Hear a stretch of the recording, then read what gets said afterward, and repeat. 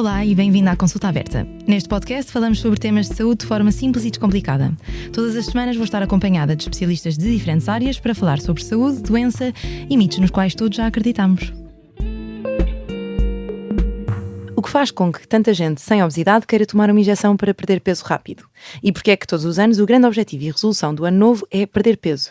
Para falar sobre a relação entre o corpo, a cabeça e a alimentação, tenho comigo Tiago Duarte, médico psiquiatra e especialista em perturbações do comportamento alimentar. Este episódio é patrocinado por Alpro. Sabias que o teu corpo precisa da quantidade certa de nutrientes para se manter saudável? O déficit de nutrientes pode ter um impacto na nossa saúde e afetar desde a nossa energia à nossa imunidade. A boa notícia?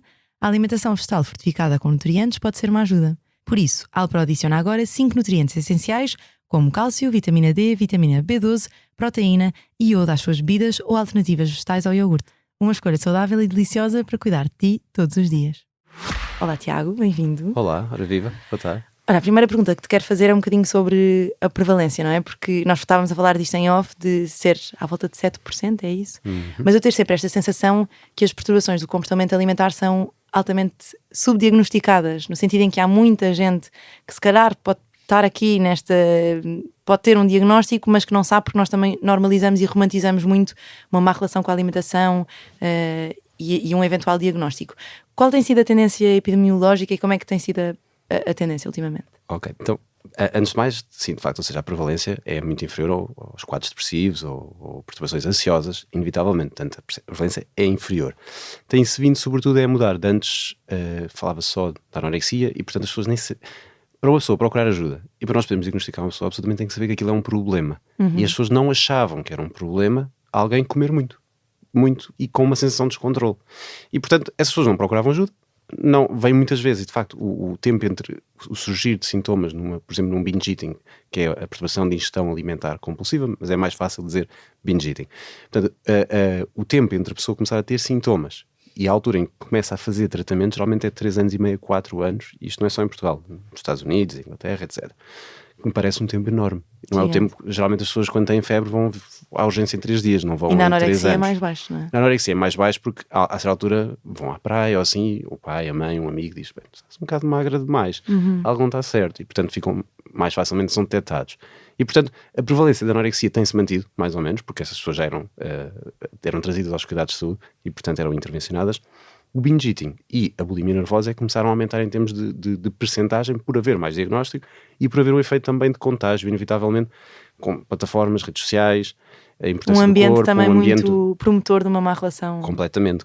Ou seja, a partir do momento em que as pessoas postam na internet quase tudo o que fazem, e que, portanto, tiram fotos delas próprias, tiram selfies, tiram fotos na praia, etc. Os antes e os depois, veja como é que eu perdi peso. Tal e qual. As maratonas todos os dias. As maratonas, que agora ficaram todas na moda, maratonas, crossfits, etc. Portanto, ou seja, há um lado, inevitavelmente é bom querer ser magro e é bom querer fazer desporto e é bom querer comer de forma saudável. Tem que haver há um ponto nestas pessoas em que aquilo deixa de ser uma liberdade de escolha, decidir, eu quero fazer uma maratona, e passa a ser, eu tenho que fazer uma maratona e tenho que fazer 5. Eu não posso fazer 2 nem 3, tem que ser 5. Então, mas explica-nos, porque as perturbações do comportamento alimentar nós associamos muito, lá está, a um peso, não é? A pessoa está visivelmente magra, ela tem uma doença e está doente. Mas na verdade não tem só a ver com o peso, e há muita gente que pode ter uma perturbação do comportamento alimentar e não ter alterações de peso. Queres-nos explicar assim o que são e o que é que englobam? Porque também não é só uma, não é? Não, também não é só uma. Na verdade, são 4 ou 5, mas há 3 que são mais prevalentes, portanto acho que são as que faz mais sentido falar. Portanto, a anorexia nervosa, a bulimia nervosa e o binge eating. A anorexia nervosa é relativamente simples, as pessoas perdem mesmo muito peso, têm que obrigatoriamente ter baixo peso, portanto uma pessoa com excesso de peso não pode ter um diagnóstico de anorexia nervosa, mesmo que tenha uma alteração do comportamento alimentar, e portanto tem que haver um peso baixo, um medo mórbido de engordar e fazer tentativas e comportamentos que levem à perda de peso, quer seja tomar laxantes, quer seja restringir, quer seja vomitar, quer seja fazer exercício físico extremo, e portanto, e quando são confrontadas com o facto de terem um baixo peso e que precisam de aumentar, dizem, não, mas eu estou bem, isto está tranquilo, isto não é nada, há pessoas mais magras, isto é uma decisão minha, e percebe que a pessoa de facto está ali numa prisão, digamos assim. No caso da bulimia nervosa, há uma tentativa de fazer os comportamentos que levam a uma anorexia nervosa, mas a pessoa não consegue, e há uma altura em que se descontrola e tem um comportamento de compulsão, que é um binge, portanto come muito em pouco tempo, sente-se muito descontrolado, sente-se muito envergonhado, toma laxantes ou induz o vómito e, portanto, acaba por o peso ser mais ou menos normal. Portanto, essas pessoas passam pelos pingos da chuva e nós não sabemos Mas é que importante, eles têm isso muitas vezes. porque nós muitas vezes associávamos a bulimia só a vomitar, mas por exemplo esta toma de laxantes excessivos ou qualquer forma de no fundo tu tentares compensar aquilo que consumiste entra neste diagnóstico. Entra no diagnóstico. É mais terno ou mais difícil fazer o diagnóstico assim, porque muitas vezes as pessoas depois também não dizem ou acabam por escamotear essa situação, mas de facto implica sempre ter, para haver bulimia nervosa tem que haver claramente uma compulsão, ou várias compulsões, e tem que haver claramente um mecanismo de compensação de perda de peso, que geralmente o mais fácil é o vomitar, porque a pessoa come e vai logo vomitar, e portanto se comer e depois só for fazer desporto daí a 20 horas, a partir já não conta provavelmente como um comportamento restritivo de compensação.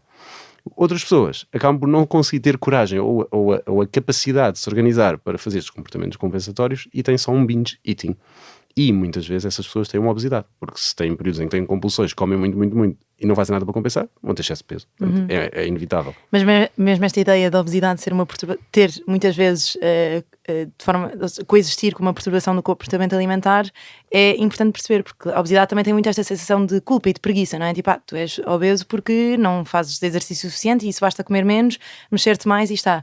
Na verdade, muitas vezes também há aqui esta péssima relação com a alimentação que faz com que tu passes a vida a não comer nada, comer tudo, não comer nada, não comer tudo e comer tudo, não é? Sim.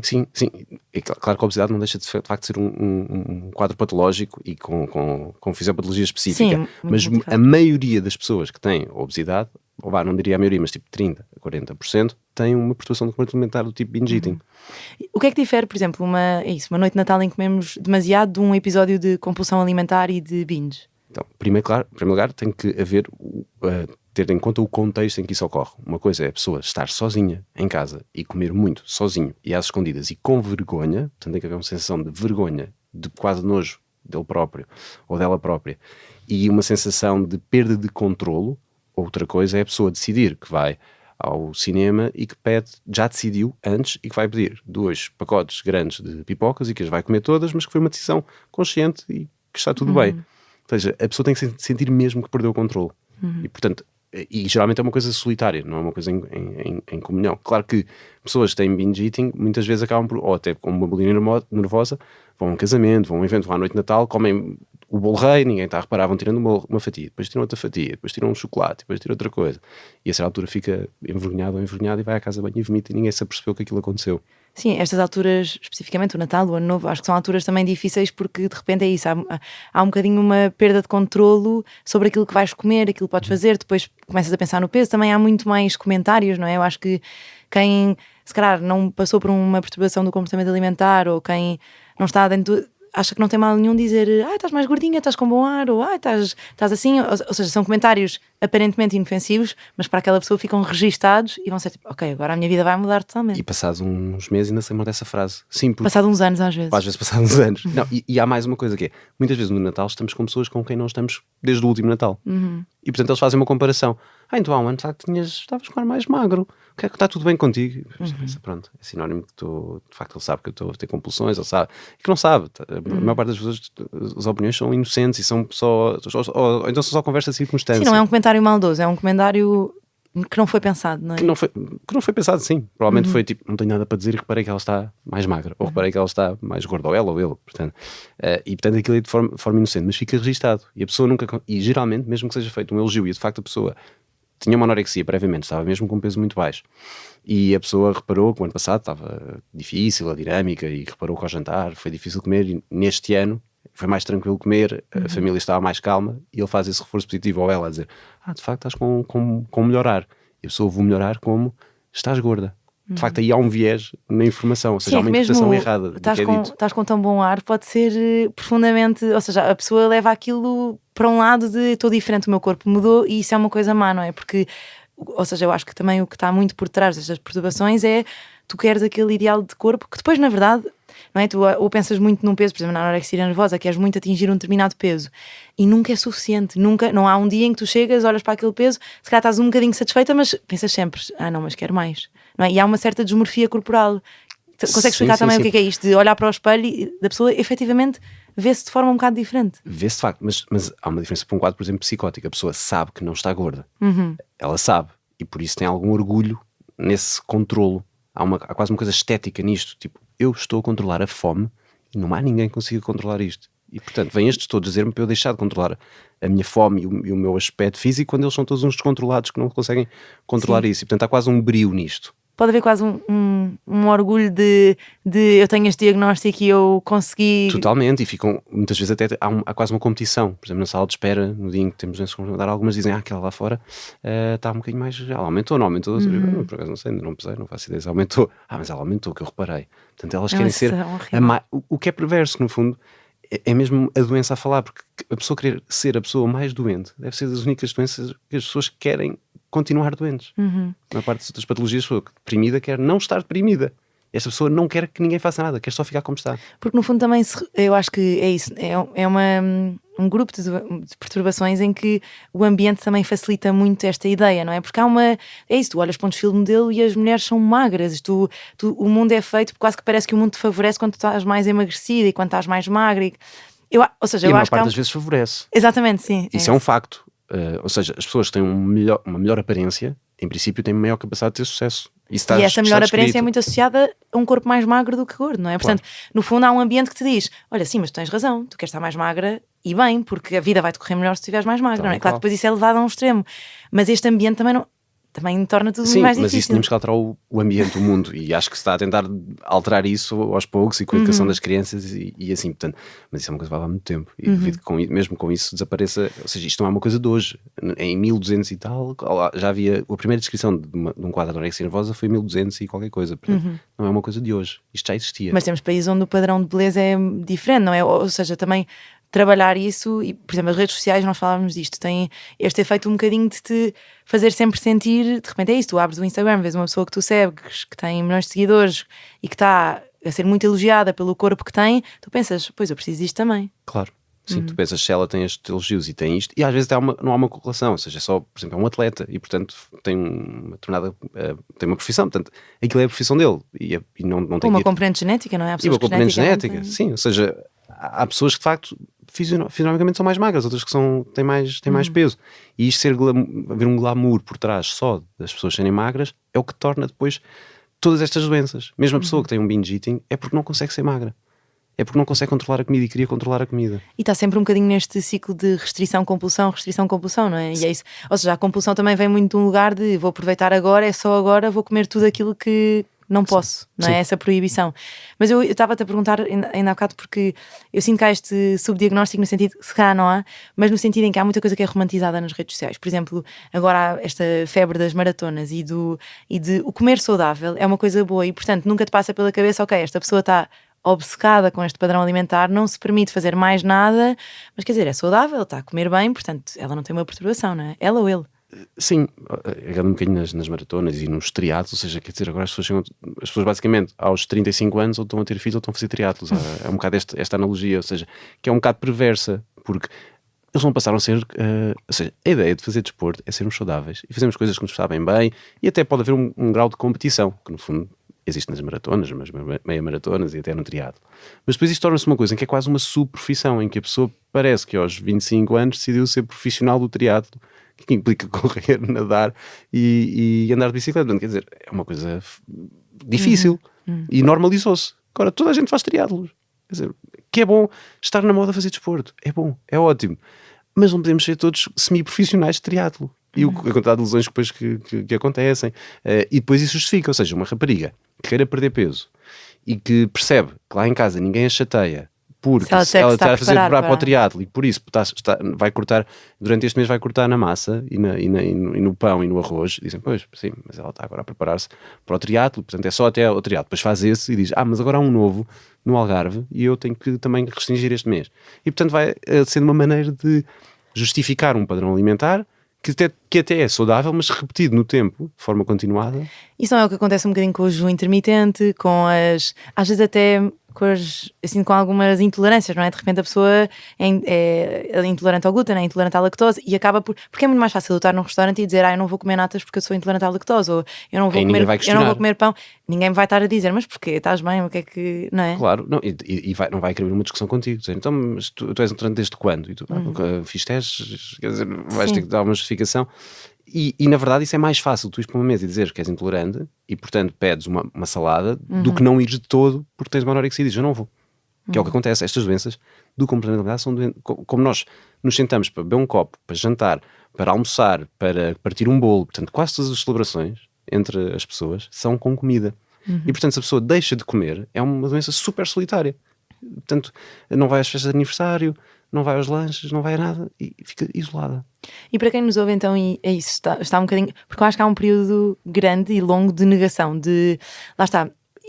Quando não há o peso, ou seja, ou tens um peso muito baixo e aí é mais ou menos óbvio, não é? E as pessoas também te dizem, as pessoas falam sobre isso, ou não. Ou então, se tu tens um peso normal, mesmo que tenhas a pior relação com a alimentação e com o teu corpo, as pessoas não sabem bem, não é? Porque... E isto é uma coisa que eu vejo muito entre amigas, quer dizer, estamos sempre a falar do corpo, estamos sempre todas a falar de uma dieta nova que vamos começar e é tudo muito normalizado. Como é que se traça a distinção entre eu preciso de ajuda e preciso falar com alguém sobre isto e o...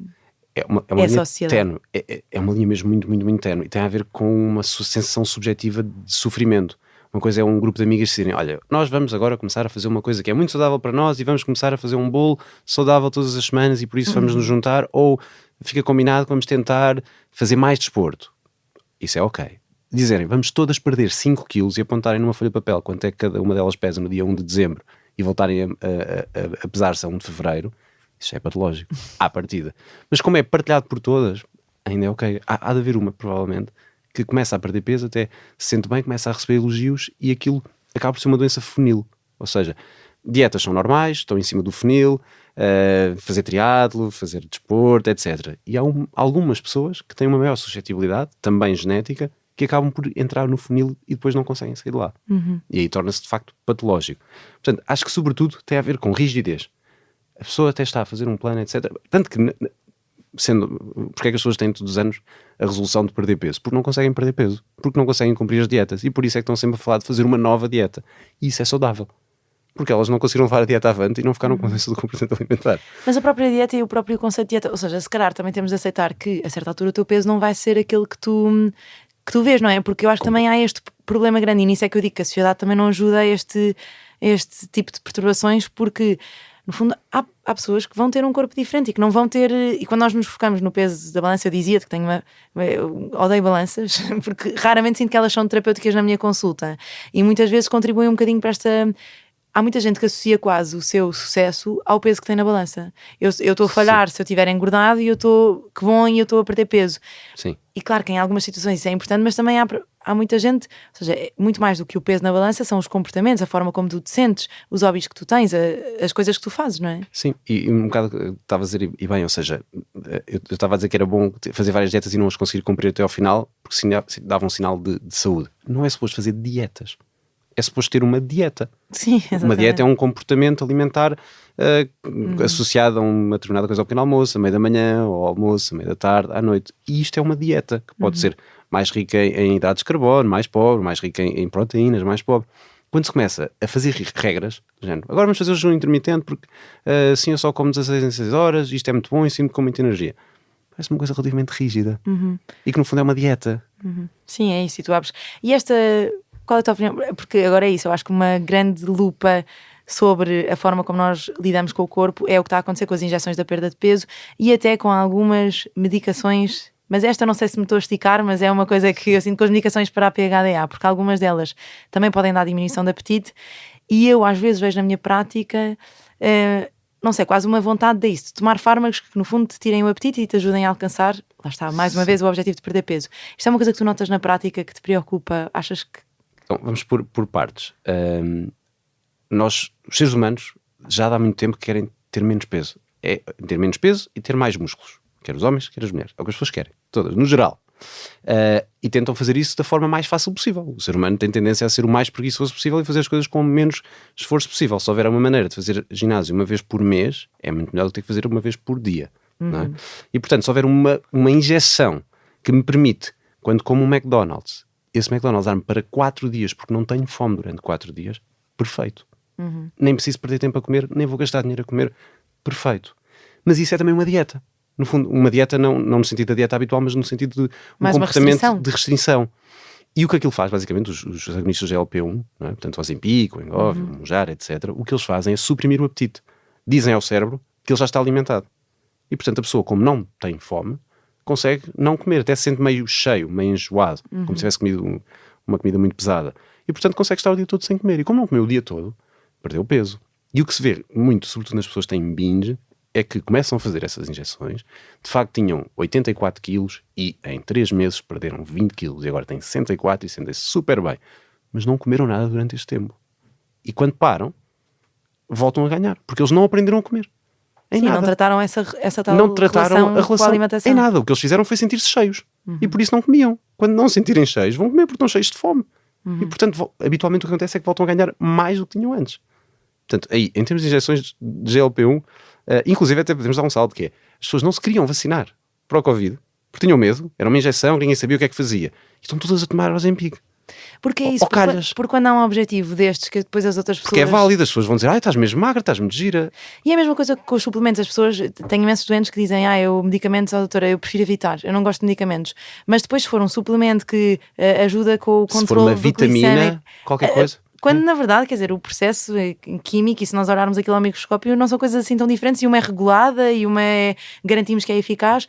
Portanto, há aqui uma dissonância cognitiva. Ou seja, tu dizes a pessoa, eu tenho aqui um fármaco que foi aprovado, altamente regulado, tem determinadas indicações para este quadro e eu acho que vais melhorar com isto. Pois, mas é um medicamento, se calhar causa adição, etc. E depois outra coisa, que é um suplemento, que é muito mais caro, porque também não é comparticipado, que é regulado, na verdade, pelo Ministério da Agricultura, e, portanto, não é pelo Infarmed, a pessoa toma. E toma gomas, e toma variados suplementos. O que me parece também patológico, em parte, não é? Mas houve uma normalização, ou seja, as pessoas, há fármacos que é ok tomar, que se definiu, e outros que não.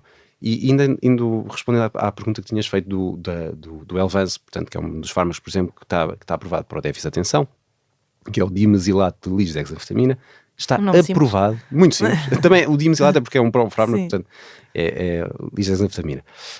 Basicamente, o que esse fármaco faz é alterar em termos, digamos, da cabeça para cima, portanto, os agonistas de GLP-1 alteram mesmo a nossa sensação de percepção de apetite com uma regulação do pâncreas. Estes fármacos, os outros, a lisdexanfetamina, o que ela faz é suprimir o impulso. E isso é muito mais terapêutico, porque a pessoa consegue ter comida, vai ter fome, mesmo, mas não consegue está sempre a sentir que suprimir o impulso. E isso é bom. Tanto que está aprovado nos Estados Unidos, na Europa ainda não foi aprovado, sinceramente também não sei porque, já houve tentativas, mas nas guidelines, e está aprovado nos Estados Unidos para binge eating, está mesmo aprovado, em doses de 50 a 70. Portanto, é uma aprovação formal do fármaco. Okay. Nós em Portugal usamos off-label porque ele não foi aprovado, mas foi aprovado nos Estados Unidos. Portanto, a resposta geral é, este está aprovado, o outro não está. Mas não seria importante também, ou seja, a parte, depois também nos falha um bocadinho de recurso, não é? E tu trabalhando no Hospital Santa Maria, porque o que eu sinto na minha prática clínica é que tenho poucos recursos, ou seja, mesmo que eu suspeite uma perturbação do comportamento alimentar, que eu queira ajudar aquela pessoa, há poucos terapeutas, há poucos psicólogos disponíveis, há poucos sítios para onde eu possa referenciar, e a parte de trabalhar a relação com a alimentação em si também é muito importante, e também, às vezes é isso, vai ser uma solução para estas tais injeções e uma data de tratamentos, não é? Sim, completamente, claro, devia haver mais recursos. Também não sei se devia haver muito mais, porque não há, apesar de tudo, é uma patologia que não tem uma prevalência de 50% da população, portanto, deveria haver mais, deviam estar mais estruturados, devia ser mais fácil referenciar. Temos tentado agilizar isso, inclusive a Consulta de Santa Maria não tem uma área de referenciação, portanto podem ser referenciados de qualquer zona do país, portanto aí é relativamente fácil. Agora tem um limite de resposta face aos profissionais que lá trabalham, não é? E se calhar fica mais reservado para as anorexias. Lá está, por exemplo, eu acho mesmo que há muita gente que perde muita qualidade de vida por viver a pensar naquilo que come, naquilo que não come, por viver com culpa do que comeu ou do que não comeu, e depois lá está, como de repente tu abres o teu telemóvel e é só pessoas a dizer-te, não pode comer isto, não pode comer aquilo, pode comer isto, não pode comer aquilo, olha o peso que eu perdi os antes e depois, quer dizer, de repente é um bocado tóxico esta sensação, não é? E então é isso. Eu acredito que se calhar a anorexia não seja assim tanta, mas a quantidade de pessoas que eu vejo com más relações com a alimentação, é isso, eu acho que deve ser muito mais do que os 7%. Sim, eu também acho que é muito mais do que 7%, mas tem que procurar ajuda, e a maior parte das pessoas acham que não tem um problema, que é ok, que é normalizado, é normal estarem 5 pessoas à mesa a falar sobre diferentes dietas e que afinal é bom comer só carne, ou bom é só comer banha de porco, ou bom é só comer espinafres, ou que alguém viu na internet que agora o que é relevante é fazer abacate, ou seja, isto vai variando ao longo dos anos. Houve uma altura em que era o aloe vera, ou seja, isto vai variando e nós vamos esquecendo das coisas que se diziam. Houve uma altura em que era as bagas goji, toda a gente usava bagas gojis para tudo, já ninguém usa. Entretanto, Ou seja, sim, é uma data de super, ou seja, há vai- sempre um vai super alimento flutuando. que vai salvar tudo e todos. Claro, não é? mas não há nada que seja super nem que salve toda a gente. Sim, isso eu acho que isso é uma noção importante em saúde, só que não vende tanto. Eu acho que é o nosso desafio. Claro, era que muito é, mais fácil eu dizer que havia um comprimido ou uma psicoterapia que fossem 10 sessões e que a pessoa nunca mais se preocupava com a comida. Mas isso, infelizmente, não existe. Sim, depois é isso. Mas eu acho que se calhar uma medida muito preventiva é as pessoas perceberem que não há dietas específicas, não há alimentos específicos que tornem as pessoas mais saudáveis, que resolvam todos os problemas, que façam emagrecer, que façam engordar, ou seja, nada é mal. Mesmo o açúcar, as pessoas têm um medo do açúcar, e até há um estudo que a Francisca Feiteira fala muito, que mostra, acho que era no Brasil, que à medida que a obesidade foi aumentando, à medida que as pessoas compravam menos açúcar nos supermercados. E obviamente não era porque não comprar açúcar as engordava, mas era porque era sinal de que elas estavam a cozinhar menos e a comprar mais alimentos ultraprocessados. E às vezes o problema não está no açúcar que nós pomos no bolo que cozinhamos com a nossa avó e que comemos, é nisto de estarmos sempre a consumir alimentos que não sabemos bem o que são. Ou seja, mesmo o açúcar que é tão vilanizado, há espaço para isso numa alimentação saudável Saudável é ser variável. Exatamente, e não viver, eu acho que acima de tudo é não viver com esta prisão de pensar no que é que estás a comer e nas calorias e no teu peso, e estás sempre meio com esta vozinha, não é? Que eu também já falaste várias vezes, Sim. nesta vozinha que te diz, cuidado, não Então, tomas mas chega a isso. pensar, imagina, ou seja, se considerarmos 0 a 100% o número de horas que temos por dia, pessoas que têm mudança comportamentar e pessoas que ainda não foram diagnosticadas, mas que poderão ter, ou sobretudo algo prodrómico, vão estar para aí 80% a 90%. Eu pergunto mesmo, quantas horas por dia é que pensam em comida? E as pessoas respondem 90%. Miúdas de 19 anos que deviam estar a aproveitar a faculdade e estão 90% do dia em que estão acordadas a pensar em comida, ou no que comeram, ou no que vão comer, ou no que não deviam ter comido.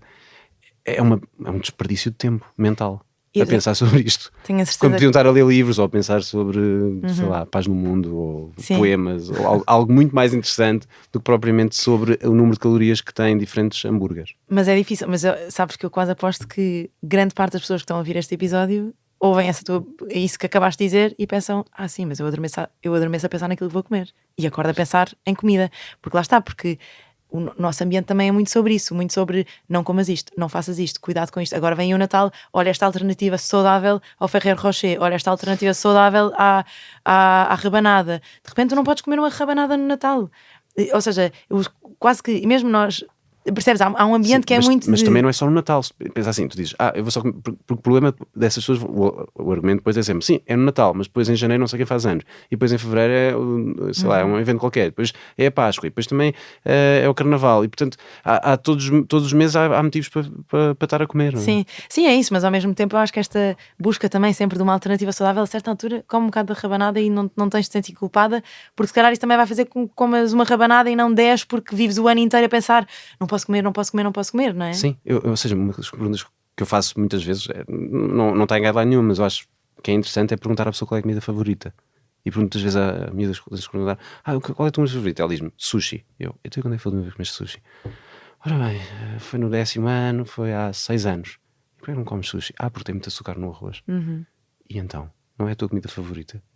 Não gostas de comer isso? Qual é o objetivo de estar vivo e não poderes comer a tua comida favorita? E eu acho que nas anorexias também há um fenómeno que é quase que tu te convences de que é aquilo que tu dizias, não é? A pessoa sabe que está com um peso baixo, a pessoa sabe que, mas tu consegues te convencer. Há comidas fobia, não é? Há comidas que tu te consegues convencer quase que não gostas. Eu não gosto de azeite, eu não gosto de salmão, eu não gosto da gema de ovo, porque são comidas que tu associas a comidas mais calóricas e que lá está, mais uma vez é mais fácil tu dizeres a alguém, não, eu não gosto nada da gema do ovo, mas é porque tu achas que a gema do ovo tem mais calorias. Sim. Portanto, há também esta, e eu acho que isso é muito visível nas anorexias, que é esta, te convences de que, e aliás, isso acontece nas redes sociais, que te convences que os comportamentos têm uma explicação. Não é porque eu estou doente, eu estou a fazer esta injeção, é porque no meu caso tem a injeção da perda de peso. Ok, eu não tenho obesidade, mas é porque eu tenho aqui uma coisa que me disseram que se calhar pode ajudar.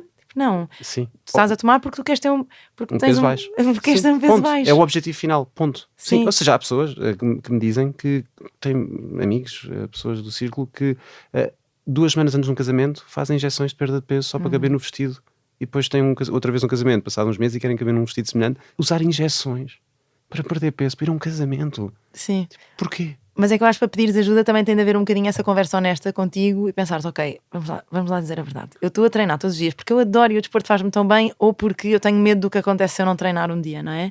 Porque, pronto, eu sei que às vezes falar disto, como é uma franja mais pequena e nós temos um problema enorme de sedentarismo e temos um problema enorme de alimentação pouco saudável, mas há de facto esta franja de pessoas que se convence que fazer o jejum intermitente e depois ir fazer uma maratona, que, não, mas eu estou a ser saudável. Mas às vezes é um bocado isto, senta-te e pensa, estás mesmo a fazer porque queres ser saudável? Ou é só mais uma maneira de controlar o teu peso, não é? Ou porque tens medo. E há um problema agora que tenho começado a perceber com o ChatGPT, o AI no geral, que é as plataformas da AI servem para nos dar respostas àquilo que nós perguntamos da maneira que nós perguntamos. Então se eu perguntar ao ChatGPT como é que eu posso perder peso, ele vai-me dar sugestões. E depois diz, agora mostra esta foto e transforma esta foto comigo com menos 20 kg. E o ChatGPT mostra. Eu diz, de facto ficava melhor se tivesse menos 20 kg. Então como é que eu posso perder peso? Olha, há soluções mais rápidas, soluções mais lentas. Queres soluções mais rápidas ou soluções mais lentas? Soluções mais rápidas. Então há estas injeções, há estas dietas. Ok, há estas injeções. Onde é que eu posso obter estas injeções? Então há este site, aquele site. Portanto, o ChatGPT acaba por afunilar, porque nos dá as respostas que nós queremos e, portanto, de facto, isso começa a acontecer.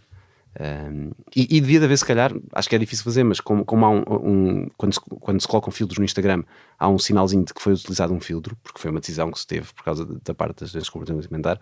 Fazia sentido haver isto também para as pessoas, no fundo, que acabam por estar a fazer estas batotas, ou seja, e que se normaliza, ou seja, se nós seguimos, observamos 5 pessoas, ou nem precisa ser nas redes sociais, alguém que nós conhecemos e achamos que está muito bem, mas não sabemos que ela por trás está a fazer injeções ou que está a tomar algum laxante ou assim, vamos glamorizar essa pessoa e o estilo de vida que ela tem e achamos que faz tudo bem e não sabemos o que é que está por trás. Isso às vezes também é altamente terapêutico, ou seja, nós também, apesar de tudo, ainda conseguimos escolher aquilo que consumimos e o conteúdo que consumimos. Eu acho que essa conversa honesta também de, ok, se calhar está na altura de eu deixar de seguir as 200 pessoas que eu olho e estou sempre a pensar, queria ser assim, se calhar também é parte do tratamento, não é? Ou seja, pedir ajuda, sem dúvida alguma, mas também a certa altura, se eu sei que há coisas que me estão a fazer mal, tenho de tentar retirá-las, não é? Pois, mas isso acontece com o tabaco, acontece com o álcool, acontece com muitas coisas na vida, não é? Portanto, ou seja, nós temos alguma dificuldade em levar as nossas avante. Acabamos por... Tanto que, inclusive, há alguns estudos que defendem que o binge eating é uma adição à comida e não um descontrole. Ou seja, porque no fundo são pessoas que não resistem a comer, têm um grande prazer a comer, sentem-se depois descontrolados na altura e é muito semelhante às pessoas, é um competitivo como as pessoas que bebem álcool em exagero ou que consomem outras drogas, portanto é muito semelhante. No momento há-te uma sensação de prazer, mas depois sentes-te culpado, sim, muito parecido. E faz às escondidas e tenta que as pessoas não descubram, não reconhece que tem uma doença, portanto é uma coisa muito comum com o tabaco, com outras adições. A única questão é que é comida e portanto como toda a gente come, é mais difícil perceber quem come mais e quem come menos. Mas é que isso também torna o tratamento desta doença mais difícil, porque de repente o tabaco é isso, tu consegues-te isolar um bocado, apesar de tudo não há muita publicidade ao tabaco. Álcool e jogo são 2 problemas, não é? Já muito conhecidos e que me deixam sempre muito tensa, precisamente por isso. Eu acho que se calhar é pensar um bocadinho nisso, não é? Para alguém estar a deixar de fumar, se de repente estivesse sempre a ser bombardeado com publicidade ao tabaco, ia ser difícil. Mas isso acontece para toda a gente que tenta deixar de beber e que tenta deixar de jogar. As raspadinhas, quer dizer, agora as campanhas de Natal são todas partilhar sobre partilha, quer dizer, não, raspadinhas e apostas de jogo não te fazem nada de bom, nem nada de positivo. E os clubes de futebol são patrocinados quase todos por empresas de desportos e de apostas, portanto, ou seja... Para quem está... é isso. É sempre difícil. Quais são os riscos, assim, agora voltando aqui um bocadinho aos diagnósticos, porque eu consigo divagar neste assunto durante 3 horas, quais são os riscos a curto e a longo prazo destas perturbações? Tem riscos e complicações graves, ou seja, a anorexia tem 15% das pessoas que têm uma anorexia diagnosticada morrem. Quem não come pode morrer. Inclusive vão às urgências com baixas de potássio, baixas de magnésio, baixas de sódio, com frequências cardíacas muito, muito, muito baixinhas. Às vezes nem se consegue medir a temperatura corporal. Portanto, o corpo entra em modo de sobrevivência, não é? Entra em modo de sobrevivência, começa a ficar com uma coisa que se chama lanugo, que é uns pelos que há assim nos bebés, quando nós vemos os recém-nascidos têm assim uns pelos, também tem, além das anoréticas, tem os golfinhos e as focas, assim, uns pelos muito fofinhos, que é uma maneira do corpo se proteger, que está cheio de frio. Isso vê-se claramente no verão, às vezes vem à consulta com um gorro ou com um cascolo, porque estão cheios de frio. E portanto, ou seja, é uma doença, o grande perigo é a desnutrição extrema, inclusive como começam a não ter nenhuma massa muscular, há um risco de, ao sentar-se, fazer fraturas dos ossos, que podem-se partir, porque não tem nenhum músculo a proteger à volta. E até podem entrar em necrose, porque estar sempre a bater o osso que é quase morrer bancos, ali a parte do... começa mesmo a morrer o osso. Portanto, ou seja, é uma doença muito grave. Fisicamente, muito grave. Os quadros de binge eating, o risco maior é de facto o excesso de peso e todas as consequências associadas a uma diabetes, a uma dislipidemia, portanto, a alterações do colesterol. Na bulimia, como há a indução de vómito, as pessoas estragam o esmalte dos dentes, estragam as unhas, há risco de erosões do esófago, Refluxo. do refluxo, ou seja, acaba por ter este impacto muito, e como vomitam, também há um desequilíbrio muito momentâneo dos iões no corpo, e portanto há risco de terem infartos, coisas assim desse género. Portanto, são doenças que fisicamente são mesmo preocupantes. E tu vês alguns fatores de risco, ou seja, há perfis, nós estávamos a falar sobre isto, não é? Eu acho que deves ter este olho clínico de às vezes olhar e pensar, há aqui alguma coisa, ou seja, há fatores de risco e personalidades ou profissões ou hobbies que tu pensas logo que há um maior fator, por exemplo, o balé, eu sei que já falaste, Sim, ou balé, a ginástica acrobática. tudo que sejam exercícios performativos, ou espaços onde o corpo seja valorizado, ou o peso seja, por exemplo, nos homens é muita parte do halterofilismo, do culturismo. Metade das pessoas do culturismo têm perturbações de comportamento alimentar, que é uma maneira de justificar porque é que têm de ter 0% de massa gorda. O uso de esteroides anabolizantes. Esteroides anabolizantes, a maior parte das pessoas também são doenças de comportamento alimentar. É igual, não é? Tu estás a tomar coisas porque tu queres ter um corpo diferente daquele que tu tens. Claro, e depois às vezes também está muito prevalente, sobretudo em pessoas que tiraram psicologia, porque muitas vezes como uma consequência, porque tinham uma doença de comportamento alimentar ou algo que nunca foi diagnosticado, mas que sentiam mal noutras coisas que não associavam a causa sendo a comida, e acabaram por ter ajuda de psicologia numa altura importante da vida, e acabaram por optar por ir para a psicologia. Portanto, não é que todos os psicólogos Na não têm nutrição, isso. será que isso também acontece? Muitos nutricionistas, muitos PTs de ginásio, portanto, muito esta linha das pessoas que dão muita importância ao corpo. Claro que há uns que é o lado saudável, é perfeito, e outros que é um lado patológico. Acho que o risco é sempre onde a pessoa deixa de sentir que está a fazer as coisas porque quer, mas sim porque tem. A pessoa é de manhã e diz, hoje não tinha nada a ir correr, e não vai, e fica sentado. E depois, com tudo que é o que estava a dizer, as pessoas dizem, não, mas quando eu não quero correr, eu vou na mesma. E isto é glamorizado. Tens que ir mesmo que... Mas é que é exatamente essa a questão, percebes? Portanto, é que quando tu dizes, eu mesmo quando não quero, eu acordo às 6 da manhã, eu vou treinar, dizem que não tenho tempo. E eu percebo que para muita gente isso seja inspirador e de facto lá está, temos o problema de sedentarismo, por isso que bom que se fala sobre exercício, mas a certa altura às vezes é tipo, se tu estás exausta, se não dormes, se não dormes há não sei quanto tempo, tipo, saber parar é um sinal de saúde e não é um também sinal tem que recuperar de... do exercício que se faz, portanto, ou seja, é de facto, eu acho que o problema depois é isso. Sim. É a pessoa sentir que está a fazer as coisas porque tem, porque alguém que idolatra faz, e faz muito isto. E é o desafio de 21 dias a fazer e de 30 de não sei o que, ou seja, é isso, depois tu entras e as pessoas que tu admiras e que achas saudáveis estão um bocadinho nisto de, bem, estou há 30 dias sem tocar em açúcar. Mas quando vem com, ou seja, mesmo isso, agora vou estar 30 dias sem comer açúcar. Por acaso no dia disseram para eu parar de comer chocolate, então eu aguentei um dia. Okay. E pensei, bem, que saudável. Mas saudável no sentido bem. de... É isso, e na verdade o saudável não seria eu não tocar em chocolate durante 30 dias. O saudável é eu conseguir comer um chocolate e está tudo bem, e não ter de comer 7 ou 8 ou 9, não é? Porque só que é isso, depois é tão romantizado e não é esta coisa. Agora eu tenho a certeza, e eu espero que este episódio saia mesmo no início do ano, porque eu tenho a certeza que metade dos objetivos vão ser não consumir, fazer jejum intermitente, não beber, não beber álcool, sim, mas não beber álcool parece uma boa decisão. pode ser. Não, mas por exemplo, sim, mas mesmo isso fazer ir ao ginásio todos os dias, inscrever-me. Exatamente, ir correr uma maratona também é um objetivo sempre super comum. Sim. Vou correr uma maratona. Malta, não precisam de correr uma maratona, mexam-se, caminhem 30 minutos por dia, isso é ótimo. A maior parte das pessoas o que faz é agarra no carro, vai para o trabalho de carro, sobe o elevador, desce o elevador, agarra no carro, volta para casa de carro, agarra no carro, vai ao ginásio, corre tira 30 minutos, tira a fotografia, corre 30 minutos, mete-se no carro e volta para casa. Quando na verdade podiam no trabalho subir de escadas em vez de irem de elevador, ou podiam levar as compras na mão, que já é uma espécie de peso, e portanto, isso na verdade quando se faz a fala das zonas azuis ou de viver até ao chão, etc. Não são pessoas que iam ao ginásio todos os dias. Claro. Sim. Não, e é isso, eu noto imenso isso em consulta, que é a atividade física, é isso, não é tipo, fui ao ginásio todos os dias, às vezes eu sou ativo, eu mesmo, eu pego nas compras e vou, e só o facto de te mexeres, isso é tão mais simples, ou seja, na verdade, ser saudável é muito mais simples do que estas 1000 regras que te dizem de, então é assim, tens de acordar, mesmo se estiveres cansado, tu vais e tu treinas, porque isso é que é bom. É quase tudo uma mentira que nos vão dizendo, claro. Quando na verdade é isso, é tipo, estares à vontade, falar sobre as coisas que te sabem bem ou não, fazer as coisas que te sabem bem, há muito mais, eu acho que isso também ia ajudar a reduzir um bocadinho esta péssima relação que tanta gente tem com a alimentação, não é? Sim, com a alimentação e com o exercício. As pessoas, há imensas pessoas que não gostam de ginásio, odeiam, então não façam. Encontrem uma coisa que vos faça sentir bem e façam essa coisa. Ouviram em primeira mão um médico a dizer que não precisa, mas eu concordo plenamente. Não sou o único médico a dizer, também já disseste. Não, eu concordo plenamente. Não, ou seja, se tu não gostas de fazer natação, Vai ouvir não um faças podcast, natação. claro. Se não gostas de caminhar, nem de correr, não corras, nem caminhes, só porque toda a gente está a correr e caminhar. Se não gostas, não faças. Faz uma coisa Faz uma coisa que põe dê o teu corpo a prazer. mexer, Sim, exatamente. qualquer outra. Porque senão também não vai ser muito sustentável, não é? E claro que há alturas em que a pessoa tem de ultrapassar um bocadinho a preguiça e fazer as coisas. Mas há aqui um grande cinzento que é isso, que às vezes não está a ser saudável. Às vezes esse padrão todo de eu como lindamente, eu nunca como um chocolate, isso não é saudável. Pode não ser saudável, não é? À partida, não é muito saudável porque isso implicava estar em todos os eventos de vida onde há comidas que não são saudáveis e fazer sempre isso. E uma das coisas que estava a dizer, por exemplo, um fator de risco, ou uma coisa onde se nota, é a pessoa pôs a regra que não vai comer açúcar, etc. E chega a um sítio onde não há comidas que essa pessoa considera não saudáveis, então não come. Diz, já estou cheio, não como. E portanto vai ao almoço de amigos e não come. É o lanche da copa do serviço e, não, eu já comi. E isso é aí que nós temos de estar atentos a essas pessoas e perguntar, mas anda a reparar que andas a comer menos. Assim. E isso leva-me à pergunta também que te quero fazer, porque as perturbações do comportamento alimentar também são muito complexas para quem está à volta. E muitas vezes tu não sabes bem o que é que... Ou seja, às vezes olhas e pensas, claramente aqui alguma coisa não está bem, esta pessoa está-me a dizer que não quer, lá está, que não quer comer açúcar, e tu cá dentro pensas, está aqui alguma coisa. Mas como é que abordas? Porque às vezes...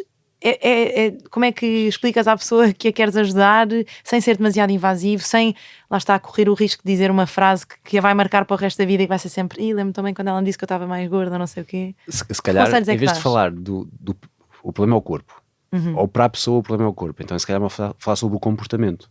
Porque o comportamento é uma coisa modificável, o corpo é mais difícil. Portanto, em vez de dizer estás gorda, magra, ou estás tão gira ou tão feia, é dizer, reparei que quando comes arroz de pato tiras sempre os enchidos. Porquê? Agora decidi que não como enchidos porque eles fazem mal. Mas antes até gostavas de enchidos, tu dizias que gostavas de alheira, sei lá, e comias. Mas agora não gosto, decidi que não gosto. Ok, fica anotado. Mas passado umas semanas repara que vai a um sítio qualquer e pede sempre só salada e nunca pede as batatas fritas. Mas tu antes pedias sempre com batatas fritas. Agora não como batatas fritas. E depois vai-se colecionando mentalmente esses momentos e há um dia em que, sendo um pai, um namorado, uma amiga, uma pessoa próxima, diz, olha, eu sei que se calhar não queres ter esta conversa, não vou falar sobre, nem falam sobre o corpo, mas eu reparei que de facto tu estás com uma relação estranha com a comida, tu não comias assim? O que é que aconteceu? Porque eu achava que estava gorda. Ou então provavelmente vai dizer que está tudo bem, que é impressão nossa. E aí convém a pessoa lembrar-se, sim, mas eu reparei que deixaste de comer sopa, ou deixaste de comer a sobremesa, ou que começaste a fazer muito exercício, tu não fazias tanto exercício. E tens que fazer, portanto, uma das coisas, por exemplo, nós, quando uma pessoa tem um peso muito, muito atuais, com uma anorexia já com um diagnóstico franco, uma das coisas que fazemos é restringir o número de exercícios. A pessoa diz, mas eu preciso para o meu bem-estar dar uma caminhada de 5 km por dia. Não precisas. O que precisa, quem está a precisar disso é a anorexia, não és tu. Tu precisas ficar parada para ficar saudável. Sim. E então, outras coisas que eu tenho que proibir, por exemplo, é de as miúdas ajudarem os pais no supermercado a trazer os sacos. Porque depois dizem, eu vou de escadas, não caminhamos todos no elevador e moro no terceiro andar. Entrar ali numa competição de como é que eu vou queimar mais. E arranjam sempre maneira, ou tipo agarram nos quilos dos pacotes de arroz, ou nos pacotes de leite, ou nos garrafões de água e andam a levantá-los à noite, ou estão a ver televisão e ficam de pé, dizem que não, não apetece estar sentado e ficam de pé. Portanto, é falar sobre o comportamento, porque o comportamento é uma coisa que é debatível. E nunca sobre o peso ou sobre... O peso parece-me pouco útil, porque senão vai reforçar o comportamento, portanto. E eu acho que há outra coisa importante que é também não começar... Ou seja, acho que às vezes pode ser um bocadinho triggering. Nunca sei como é que se diz triggering em português. É tipo desencadeante de... É um fator desencadeante, sim. Pode precipitar. Ou seja, mesmo alguém que não tem uma perturbação do comportamento alimentar estar sempre a falar sobre a dieta que fez, ou o peso que fez, ou eu agora emagreci imenso, eu agora comecei esta nova dieta. Ou seja, o próprio tema, eu acho que uma das coisas que pode ajudar é falar sobre outras coisas. Ou seja, às vezes falar sobre o hobby, ou o que é que a pessoa gosta de fazer, ou bem, tens imenso jeito para pintar, bem, viu que fizeste isto, ou olha, queres ir a um workshop de cerâmica, sei lá, às vezes distrair a pessoa daquilo que a está a consumir diariamente, porque tu dizias isto, não é? Que a pessoa, quanto tempo é que passa a pensar em comida? Sim. Então se calhar uma forma de ajudar é, ok, eu vou tentar que ela pense, arranjar outros objetivos. Exatamente, que pense um bocadinho noutras coisas, não é? É o que se faz e mal, e é um fator de risco, podemos falar também sobre isso, que é crianças a comerem com tablets sempre, uma coisa é pontualmente no restaurante, mas a comer sempre com tablets, o que eles estão a fazer é distrair-se do ato de comer. e criam uma relação má com a comida, porque eles nem ligam ao que estão a comer, estão só a ver o que está no tablet e vão comendo, que é sopa, é queijo, é peixe, é carne, tanto faz. As pessoas Comer no carro, comer a correr, não parar, não ser um Exato. momento de... E muitas vezes não há momentos um momento de refeição. Era uma coisa que acho que era muito típica antigamente, tem caído um bocado em desuso, mas é suposto, pelo menos eu considero, é suposto uma pessoa numa casa assumir que se janta, nesta casa janta-se não sei, sem às 10, telemóveis, sem às tablets, 7, sem... mas há uma hora. Não é tipo, ok, há dias pontuais em que a vida não é igual todos os dias, mas estar pré-definido que nesta casa nós jantamos às 7 e nesta casa nós jantamos às 8 ou às 9, mas há uma altura do dia em que todas as pessoas se sentam na mesa para comer. Podem comer coisas diferentes, podem comer mais ou comer menos, mas haver um momento em que as pessoas se sentam à mesa e é o momento em que falam do dia, ou falam do que vai acontecer a seguir, ou os miúdos contam o que se passa, e tornar um espaço da comida uma coisa sobre esta conversa, em que já agora por acaso estamos a comer. Sim, o próprio cozinhar, ou seja, envolver a família, eu acho que isso também são coisas que são saudáveis para a cabeça e que, apesar de tudo, tens mais consciência, não é? Às vezes eu estou no trânsito e olho para lá e está tipo uma pessoa a comer um croissant meio a correr, a pegar no volante. Sim. Quer dizer, é tu como nem se te fosse uma apercebeste... necessidade. É como se fosse é uma necessidade fisiológica, não é? E portanto eu tenho que fazer isto no menos tempo possível e no mais rápido vai despachar, não quer saber. Sim. Pá, isso E são os fatores de risco. Ou seja, e famílias onde os pais estejam sempre a comentar o próprio peso, uma mãe ou um pai que está sempre a dizer, estou gordo, este ano devia perder 5 quilos, ou tu também devias de perder. Vamos os dois, os pais, vamos os dois este ano tentar perder até ao verão, para termos um corpo bom para ir para a praia. E está um miúdo e a miúda com 12 e 13 anos a ouvir isto e dizem, bem, se os adultos dizem isto é porque isto é ok, eles assumem que o que os adultos estão a dizer é o que é correto. E vão aprendendo isto. E isto normaliza-se. E depois estão na escola a falar.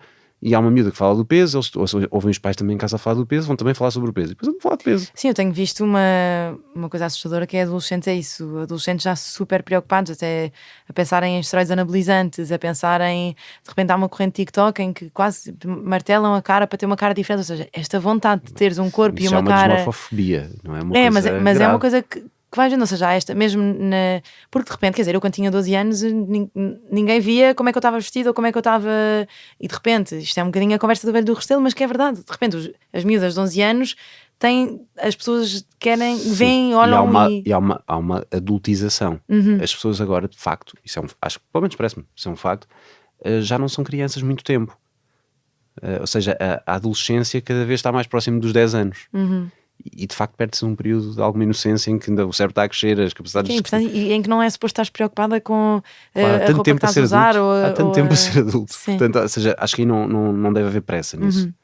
E acho que no fundo é um bocado isso.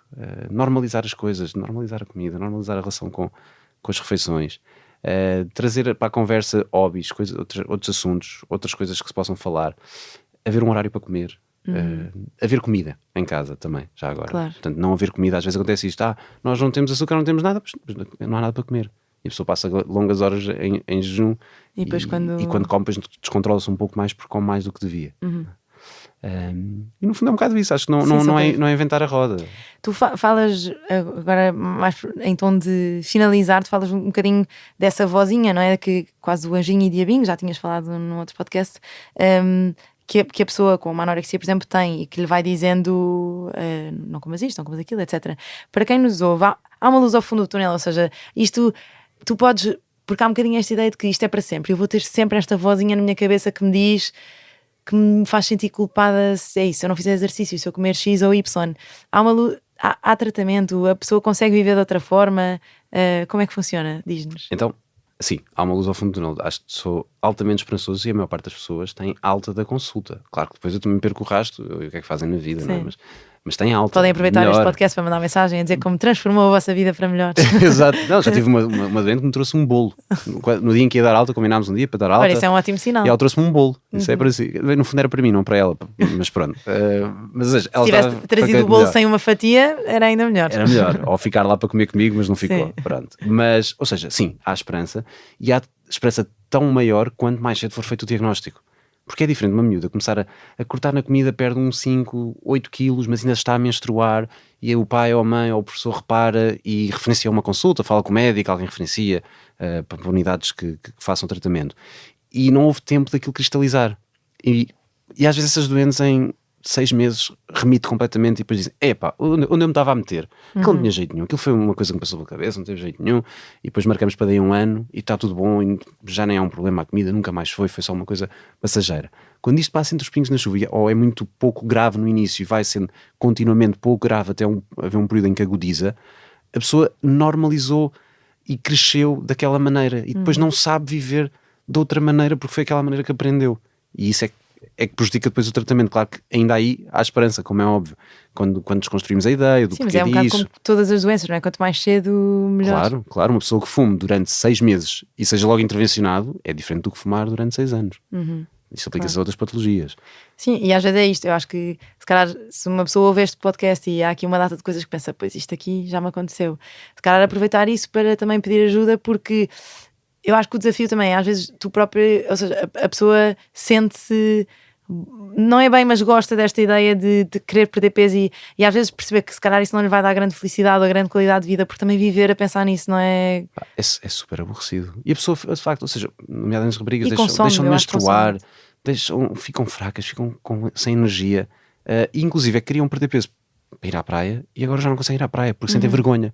O que até é contraditório, não é? Portanto, tinham 55 quilos, agora têm 43 e diziam que quando tivessem 43 iam ter um corpo incrível e iam sentir-se muito bem, mas depois não sentem porque não saem à rua, não vão à praia, têm medo, vestem roupas largas para ninguém olhar para o corpo. Portanto, no fundo aquilo nunca foi propriamente sobre o corpo, nem sobre comida.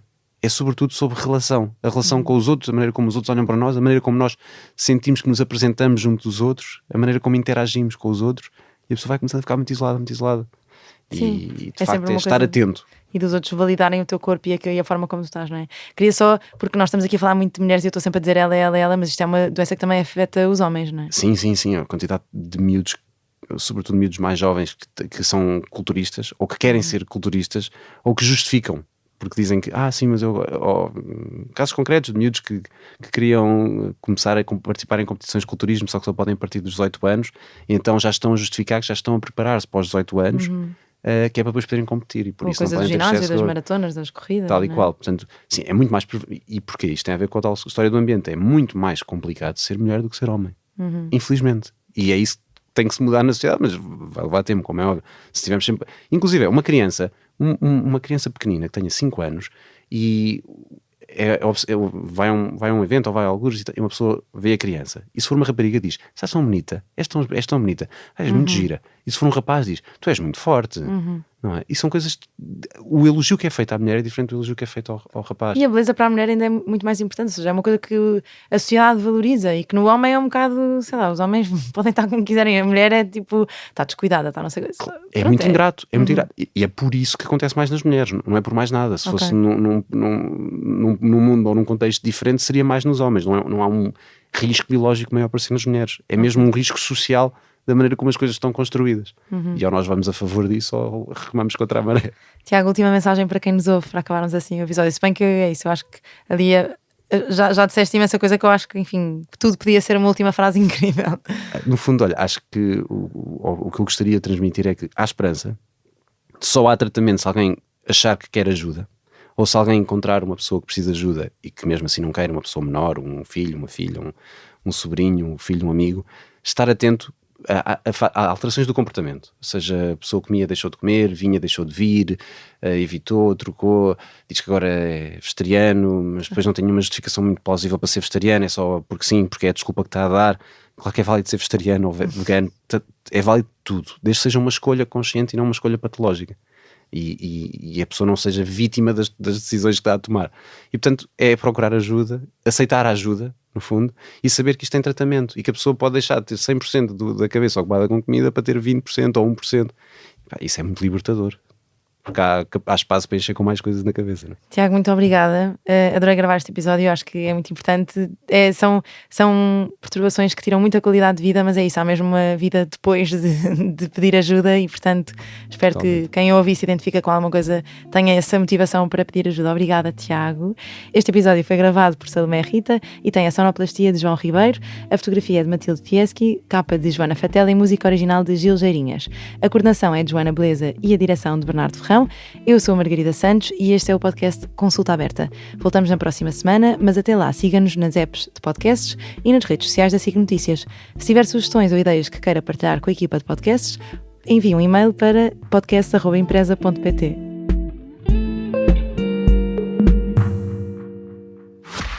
Este episódio é patrocinado por Alpro. Sabias que o teu corpo precisa da quantidade certa de nutrientes para se manter saudável? O déficit de nutrientes pode ter um impacto na nossa saúde e afetar desde a nossa energia à nossa imunidade. A boa notícia? A alimentação vegetal fortificada com nutrientes pode ser uma ajuda. Por isso, Alpro adiciona agora 5 nutrientes essenciais como cálcio, vitamina D, vitamina B12, proteína e iodo às suas bebidas ou alternativas vegetais ao iogurte. Uma escolha saudável e deliciosa para cuidar de ti todos os dias.